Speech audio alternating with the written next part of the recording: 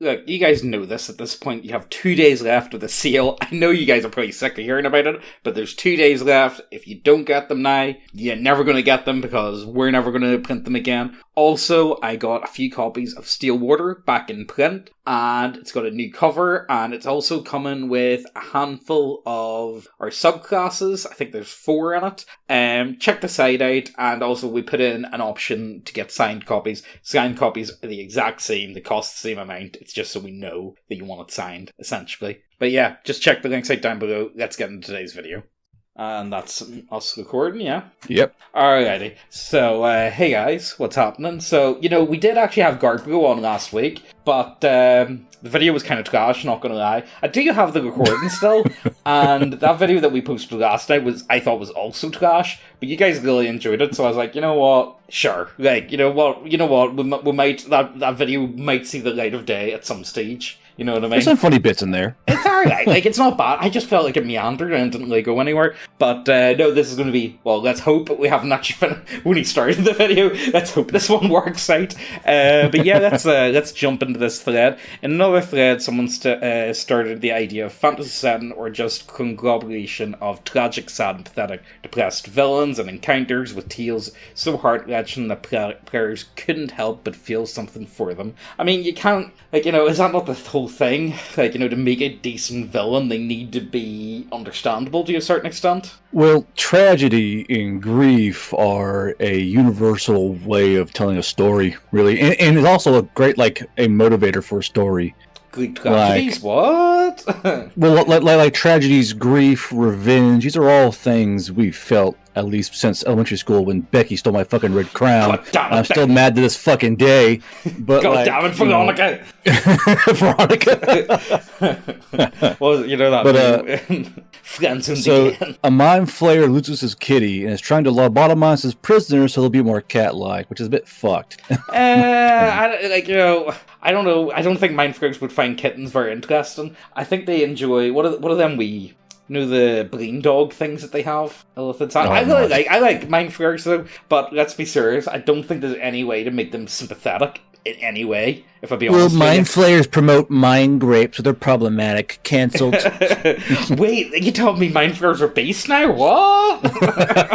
Oh, you can't do that. Fucking mind grape base? To be fair, I do really like mind flayers, but I'm sorry guys, I don't like the Underdark. I'm not really interested in Underdark. I like mind flayers in Spelljammer, but that would be about it. And even then, I feel like the hard to do is they don't work for player classes. They make for good villains. That's all I'm gonna say. Yeah, they're a good villain. So a hill giant stealing sheep because he likes petting soft things, and they keep breaking his embrace. That's sad. I'm gonna say the giant really likes the sheep and he wants to give it a wee cuddle, but it's like giving just crushing it to death. Yeah, I imagine it's like giving a 3-year-old a baby animal, and then it just holds it too tight, and they end up suffocating. You see, for the party, you just have them make a fake sheep.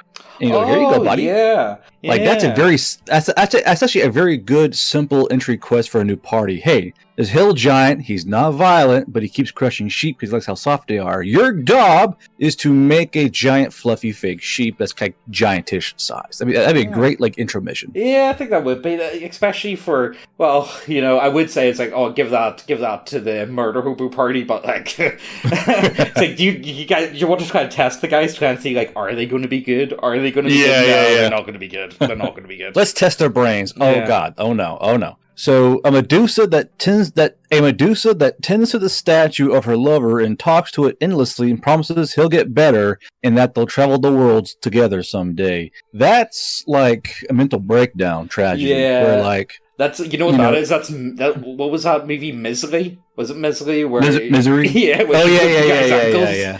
Yeah. That's that was a book writer, and he killed her favorite character, and she held him hostage to rewrite the story. Yeah, I'll need to rewatch that. I haven't watched the movie in years. Yeah, this is basically a spiral into madness forming from the loss of a loved one. Yeah, although would Medusas be social creatures? Or not Gorgons and Medusas, I mean, they are... It will depend on what history you borrow from and what lore stack you borrow from. I mean, they can be... what's the word you just used? Social social. They can be social, but most Gorgons and Medusas wear sunglasses and shit. Yeah. So it could be so that should be a great story where like a Gorgon finds a dude she just really fucking likes, and he likes snakes, so it's a match made in heaven. But she wears sunglasses, and then one day she just forgets, and that would cause a horrible spiral into madness as she realizes she's killed her lover, but is hoping that one day he'll get better. And again,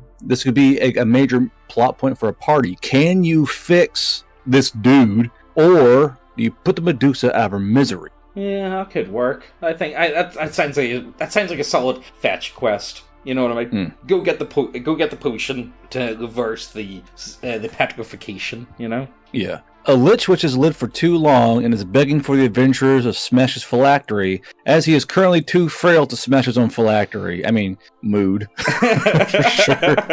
Bro, put me out, I beg you!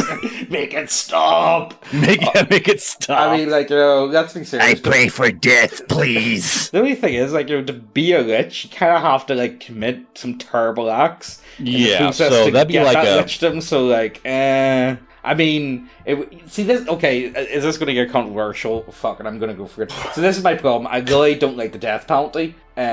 First and foremost, because I feel like the death penalty is like too weak. You know what I mean? I feel like it's too weak. Yeah, I feel like honestly, like rotting in a cell for the rest of your foreseeable future is way worse. You know what I mean? Well, the problem is they try to make it less painful. Bring back. Like make it at least worth the spectacle. Yeah, I'm going to cut that. I'm definitely cutting that. I'm not getting. I was like, that's not staying in the video. I can tell you that. But yeah, so that's one of those things where it's like I don't think any party would really care. Like, okay, sure, smash. I mean, if he's that weak, he can't destroy his own phylactery. You could pretty much just lob him blind and call it a day. You know, I think most parties will probably end up doing that. Yeah. So a room with a mirror and the statue of a woman. Upon closer inspection, she's actually Medusa or a Gorgon. So that'd be like a tie-in to the one who froze her lover, where they kind of commit like suicide in the same way. A child ghost wandering down the hallways. If asked, have her reply that her dog is a bad dog, and that's the end of it. On another room, have a werewolf who chained himself to the floor. He's crying, and upon closer inspection, there's a piece of cloth similar to the girl's clothing between his teeth. Oh, that could work. I could see that. The little red light had gone wrong. Well, my question is, why is the kid so close to a fucking werewolf? That's like the first, like, why is this a thing? I don't know. Is it a were dog? Like, were dog? As the dog just turned into a werewolf, maybe? I don't know. Yeah, I'm going to call it were dog. I don't really see how that one could come about. That's a really hard narrative. Unless, like, her father is a werewolf and he's trying to not kill her. I mean, what was that one? Do you remember? Was it Prince Caspian or something? No, it wasn't Prince Caspian. It was one of the Narnia books, and there was like a silver chair. I think it was like the third or fourth book. Oh, see, you know what? Never mind. I haven't read that book since I was like 9. I can't remember what I'm talking about in the slightest. See, I've used this one. So, a room full of disarmed traps, the remnants of the previous party still evident near them. Maybe have one corpse whose legs are caught in a bear trap have the last will in his hands hastily described behind the map onto the dungeon. Not of the dungeon, mind you. So I've used this one before, where like a party's come in and found another party just rip the fucking shreds. Like, what the fuck? You know? I mean, what else? Like, if you have a TPK, it's like, no, but this session was pretty banging. We're doing it again, guys. I don't care. You know what I mean? You kind of have to put the gnarly remains in. You know what I mean? Yeah. There's no way you can just avoid that. Because sometimes you like, I've had a player base where they came upon a dungeon that's already looted and shit, and like, what the fuck? So they went through so all the traps are rearmed, right? And they went through all the traps to the main chasm, and it's all empty. Like, what the fuck? But there's an exit tunnel going out. Like, well, I guess we'll just leave this fucking, this fucking treasure room. When they're going out, they find that there's a very simple trap that previous adventure group hadn't discovered. So it was literally a giant like fly trap situation. Like the floor's all sticky. So they walk into this fucking hallway, and they see the treasure bag kind of lit by the torches. And as they keep walking forward, there are like five or six just pairs of legs, like just sitting in the fucking glue trap, and the other part kind of stuck to the glue trap itself as it got kind of sawed in half. You gotta make your party be aware that not everyone's a successful adventuring party. I mean, see, again, that's a 5e player problem, though. You know what I mean? This is I think is the main reason why I went off 5e. It's just you just don't die. Well, actually, come to think of it, you killed me in a 5e game not that long ago. So yeah, you blew my brains out if I remember correctly. So I suppose it can happen, but I suppose it depends on the actual DM if they're going to do it, or if they're going to be like, "Oh man, I'm sorry, I didn't mean to kill you." Oh no.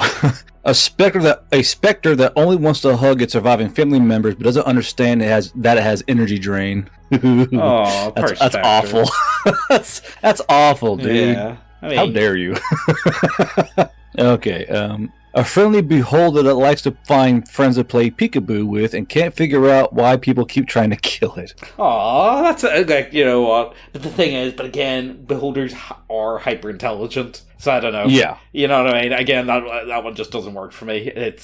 I like the idea. Well, unless beholder is actually a beholder that got pranged by another party and it gave it brain damage from blunt force trauma, and it still killed them all. But it's not as intelligent due to blunt force brain damage. Well, that and also beholders are generally very eccentric creatures, so maybe they just think it's really funny. You know what? Actually, they may be hyper intelligent, but maybe a beholder would just find it really funny to do. It's trolled by a beholder. You know what it would be like? It would be like German humor. German really dry beholder humor. Yeah, they would find I see you. Oh, very funny. And they would crack. Honestly, beholders, they would get me as a type that would just crack up their own jokes. They would think of themselves as common gold. Beholders definitely have enthusiastic dad jokes, guaranteed. Yeah, definitely. I bet you didn't see that one coming, and the whole party goes, ugh. That's going to have to be a thing. I'm going to have to do a table for beholder dad jokes now. It's going to have to... Beholder dad jokes? Yeah, you just got to do it. There's no way this can't be a reality now. The Beholder dad joke book is just nothing but one-liners. I think it could work. I think it would, and you can see it being a possibility. Mm-hmm. An Ithalid that is using magical containers to preserve the minds of every brain it devours, so it can have conversation partners. That's still evil. That's still evil. Yeah, that's still pretty evil, man. Not gonna lie. I sucked your brains out, but I kept you conscious. It's not. Yeah. What? Yeah, that's you're not gonna get no sympathy points from me. You're sitting as a brain, it's just eyeballing with hate as fucking Ithalid. So, you like anime? Fuck you, bro. Don't talk to me, you fucking dick. Oh, no. Let's see here. A fallen angel who sacrificed her immortality to live with a human, only for him to die in a sudden accident shortly after. Trapped in a mortal body and unable to return to the upper plane, she has begun to lose her sanity as she notices her body aging. That's definitely a tragedy for sure. It's tragedy, but get used to it. Humans deal with that all the time. What are you going to do about it? So, can Angel just give up its immortality, or is it strike a deal with something? Because this is like a fucking the monkey paw thing, where yep, you're mortal now. By the way, your hubby's dead. Motherfucker. I would do that elves. Elves can forfeit their immortality, or at least Tolkien can. So, Tolkien can. And again, you know what? I'm not even going to talk about the Linkin Park. Just keep moving. I don't want to bring it up. Dare you touch the forbidden salsa? Anyway. Yeah, please don't. A great horrifying dire raptor sits at the front gate of a halfling village every day. If anyone asks, he's waiting for his master to return and watches the road for him from dawn until dusk. His master died in a war campaign years ago. Oh, so it's Grey Fire's Bobby, but with dinosaurs instead. Would you call that a villain? It's not a villain. Because he's not attacking the village. He's just a fucking sad dinosaur. It's just an abandoned pet, Yeah.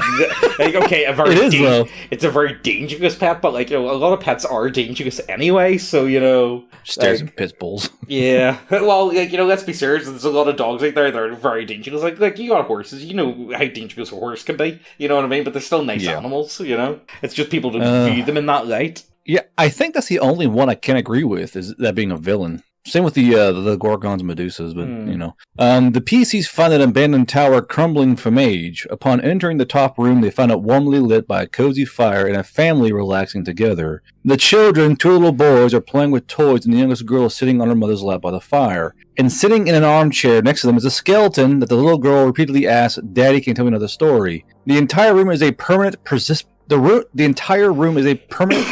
image of a family, and inspection of the adjacent plot shows 4 graves carefully tended to. That's fucked. That's a good one. I like that one. I think that one could definitely work. I thought they were going for like the Norman Bates, but this works. This works. So is the skeleton the one that's given, like, who kind of made the image, or is the skeleton like currently mobile, or is it simply a remnant of an old spell that's continually fucking going? I like the idea of it like Groundhog Day. You know what I mean? Maybe it's like the last day that they were all alive on repeat. Because that's like because it's kind of like a fucking like ghost image, or like a fucking phantom or a specter, where it's constantly repeating an event, but it's doing it magically. They would be honestly. See, when it comes to ghosts, Megan loves ghosts. Megan's like all into ghosts. I don't believe in ghosts at all, and I really like that. Yeah, maybe someday. I don't know, but honestly, I really love the idea of ghosts, where the idea that they repeat the same task or thing or whatever they're doing again and again and again. I like the idea that it's on like repeat almost. Well, they're called by many just called repeaters. They're basically it's like having like a ghost file on a RAM stick where it's been wiped out and it's slowly getting weaker and weaker, but it's still doing this. They're still walking along a hallway, or so what you're saying is a little teacup. It's a human that's been deep fat fried, like that. More or less, yeah. Like a deep fried human soul, just like barely hanging on, has one thing it can do. Right, you slimy human maggots. We has been working hard at Neckbeardia to get the bestest little people that monies can buy. We got all the boys here. We got the boys, the lizard boys, vampire boys, all the boys over at Neckbeardia. Oh, we also got some pretty girls too. But I can't really make out which one's the boys and which one's the girls sometimes. But anyway, I need more monies to get more daggers, so get on over and order some now, you filthy pigs. Every video that we post, we're going to be giving away all of our homebrew content to one lucky winner. Every video. All you have to do to be in with a chance to win is to be subscribed, leave a comment, and like this video. And today's lucky winner is this guy. Well done! Well done! To claim your prize, just send an email to neckbeardiacontact@gmail.com. Now let's get back to the video. A forest is growing and choking the life out of everything around it. After braving the perils of the dark wood and its creatures, the PCs find a little dryad crying upon a decaying and rotting tree. If the PCs ask her what she's doing, she says that Mr. Sycamore won't wake up. She's doing the best she's doing the best she can using all her druidic magic, but he won't wake up. I mean, are dryads evil though? I think they're forces of nature. Like, I don't see them as villains. Well, it's all like your book, Hell. The road to hell is paved with good intentions. Yeah, I suppose, but I don't know. That's one of those desperation things where a mind tries, to do things the right way, and then slowly, desperation seeps into your brain. You start trying more and more outlandish, if not outright terrible means to complete an objective. That's kind of this kind of thing here, where I don't know why she'd be so fucking on ass about a goddamn sycamore tree, but if there's enough of a backstory behind it, and she's like, I want this guy to live, any character will do horrible things for a goal that means something to them, or like a debt owed, or maybe the sycamore tree gave great wood. I don't know. There's no telling. Like you always gotta tempt the players. It's like, oh, do you wanna commit some war crimes? Are you gonna do some war crimes today? Oh, but like, hey, kid, you wanna do a war crime? Yeah. And that's how it always is. There's always a duality to each thing. Like this little dry could be a fucking monster NPC that don't know about, and can try and fight or she could like be slowly slipping into madness or desperation or a cognitive problem, and she sees the PCs as a danger to the sycamore tree. She's trying so hard to save. Yeah, it could be. A Warforged is digging into a mountain endlessly to save his friends who've been trapped in a cave-in. People point out to him that's been months now, and they have undoubtedly starved or died of thirst by now if the initial cave-in didn't kill them. The Warforged ignores these comments and continues to dig with streams of oil dripping down his face. He will save them, he has to. Again, that's not really a villain. Like this thread's about yada yada yada yada or depressing villains. So these also be villains of some kind, unless the Warforged like goes berserk or some shit. You know what this is? This is Terminator 2 Judgment Day, the best movie ever made. That's all I can say, alright? Next post. That's you can't top that, okay, guys? A peaceful vampire couple that wants to have a child of their own, but all their children are stillborn. Again, that's a villain. That's your problem for being a vampire, right? You know, you're undead. Just kidnap a damn baby. It's easy. You're fucking vampires. Yeah, like, let's be serious. You're gonna be able to kidnap one. Oh, no, you don't want peasant children. No. That's food. You don't play with your food. A cloaker that wants nothing more than be worn by a fashionable gent and would never think of strangling anyone. No one believes him, though. I love that one. That's a good one. I you could definitely work with that. That would actually work pretty well. 1 second more. So, a red dragon that's worked for 200 years to make a treasure trove and keep it in an impenetrable fortress that none could break into or out of. Now he's really lonely and will gladly give treasure to anyone if they would boldly visit him and keep him company. That's not a villain. What are you doing? Why? I don't know. I don't see that. Like again, that's just a sad. That's again another giant sad dinosaur. Like, it's not a villain. Like, he's offering you gold to come keep him company. Like, go play Mario Party with the fucking red dragon for a bit and get some gold. I know. Although, you know what? I've got a good way to do this. Right? So, say the party, they show up, they see the red dragon, they hang out with the red dragon, they're like, right, okay, that's us, we've been here for a few days, that's us away, we're gonna leave. He's not, again, miserly, he ain't gonna make you let you leave. You know what I mean? Then it turns nasty, then I think you could work with I guess you could use that as a plot point, but as stated, it's not really a villain. That would take a bit of creative thinking from the GM or DM or CC to make a villain out of it. Yeah, you would definitely need to work with that, see what. Let's see here. A legendary dwarf warrior who stayed behind to guard the gate from the far realm to cover his allies' escape. He was prepared to die an honorable death at the hands of the endless hordes of aberrations while his friends closed the portal from the other side. But, against all odds, he defeated the hordes of the innameable. Now he wanders all alone in the far realm, not even allowed to die a warrior's death. Gotrek, is that you? Yeah, that's what I was thinking. Is it Gotrek? Yeah. Unironically, he's what do you call what is he part of? He's he's a Oathbreaker or Slayer. Yeah, that's the name. Yeah. So according to his lore, he's an Oathbreaker, and he took the Slayer oath. I think like a prince died or some shit under his tutelage or some shit. I can't remember because Gotrek was an engineer, and then something happened, and the oath got broken, so he took up the Slayer oath instead. And he has one of the axes of Grumgi, I think, or some shit. Yeah, did he die in the end times? I'm pretty sure. I don't recognize the end times. I refuse to recognize that fucking ball of horseshit. No, it's so fuck. I can't believe that. Like, honestly, see, when it comes to Games Workshop, why could they not have just done Age of Sigmar, right? Just go with the ghouls, keep them. And then the rats blew up the moon. Fuck you. Like, can we please just keep the setting and just change the ghouls, guys? Please. Like, if you really wanted your fucking proto Space Marines, just inject Space Marines. So I know, destroy entire just put lore. them in. Like, if you really want Sigmarines, you can add them, I suppose. But like, hey guys, I have a great idea. We'll destroy our entire game. Lol. To be fair, though, at the time they were making like no money from Warhammer Fantasy. I think they were making like 10% of their money. Bretonnia hadn't had a fucking actual book for like 15 fucking years. Yeah, they're really putting in the effort. Yeah, I suppose that's true. Like, Spare me. I don't know. Look, I don't want to talk about Games Workshop. They just anger, yeah, anger, regret. Yeah, pretty much. An elven father, desperate to save his daughter's life, makes a pact with the devil to trade his immortal soul if only the fiend will not let her die so young. After making the pact, the elf learns that his daughter is alive but lives in constant pain. She tries to end her life but finds she cannot, unable to die. That's definitely standard.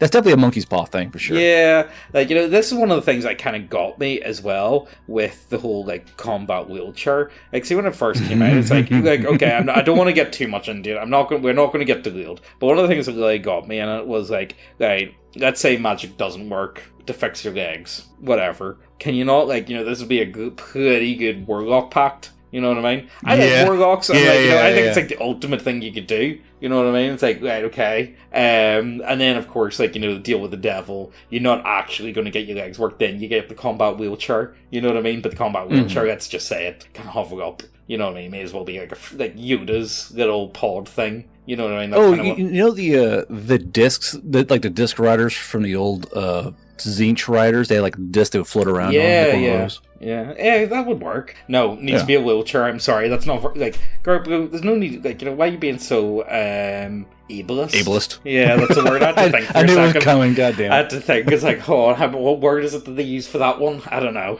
They've got a whole diction. I don't know. Goodness. So, a Sphinx toils away endlessly in every arcane library she can find. Her mother, who passed away when she was still young, never told the answer to the family riddle. Unfortunately, no one else knows the answer either, and all history of it seems lost as she is the last of her line. Yeah, that's a good quest line, that one. I like that one. That is good. However, I'll tell you a better one. It's the Riddle of Steel, or is it, what do you call it, from Conan?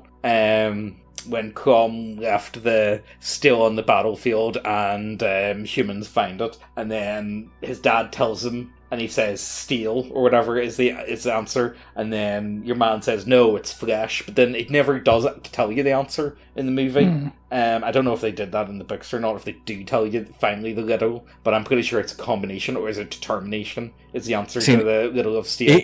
If they did, I've forgotten it because it's been too long. It's but again, it's if you can't, whenever you get their heaven or whatever, Crom will ask you the Riddle of Steel, and if you do not answer the riddle correctly, then he'll laugh at you and cast you out. So again, it would kind of be like this with the Sphinx. I kind of see that the same way. If you do not find out what the Riddle of Steel, the answer to the Riddle of Steel, then you'll never make it into the afterlife. You know. You find a brain in a jar sitting on a shelf. He says his name is Brian. He has lived here as long as he can remember, gently using the psionics to learn about the world around him by reading facts from the brains of passers-by. He said the world seems like such a beautiful place from what people tell him. What's love like? What does it feel like to see the color orange? He'd like to know what it is to dance someday. That is a great plot point right there. You gotta take this fucking brain named Brian around to see the world. Fuck yeah, dude. Yeah, give me that. Honestly, I love, that's one thing I want to see more of, like, not villains per se, but I love brains in jars. Brains in jars. I just love them as a monster. I think they're a lot of fun,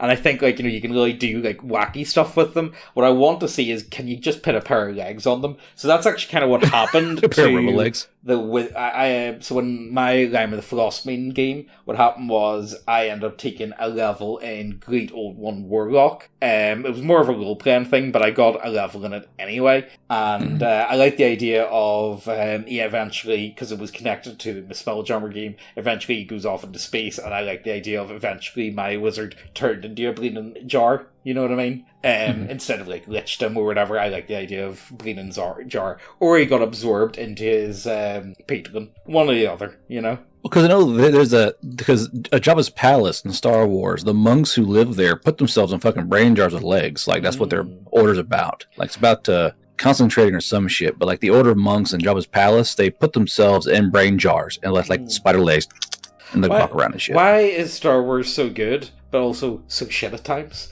Like this is what gets me. Like, this really gets me with Star Wars. Like, at some points it's like, Star Wars, yeah, it's pretty much perfect. Like, I couldn't ask for much better. Like, what it's trying to achieve, what it's trying to do, amazing. And then somehow it just still fucks up, and I'm like, man, it's still shit.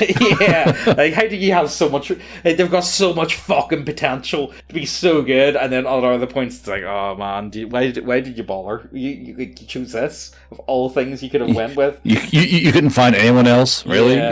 Like, it's such a fun setting though. Like, it really is. I don't know. I really like it. I think, like, if you're going to do any like space age sort of stuff, I would never go Star Trek. I would always go Star Wars.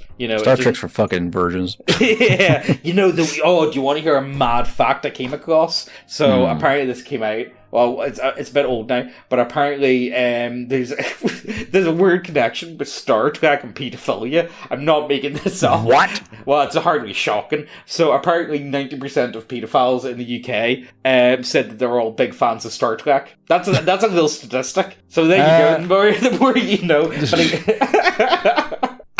don't do this information, but okay. Yeah, I don't know what to do. I know you guys have that information too. I'll see if I can look it up. I'll put it in the video. I'll put it up on screen if I can find what I find. Like, if I'm talking shit, let's be honest with you, you guys know the Star Trek fans are kind of like that though anyway.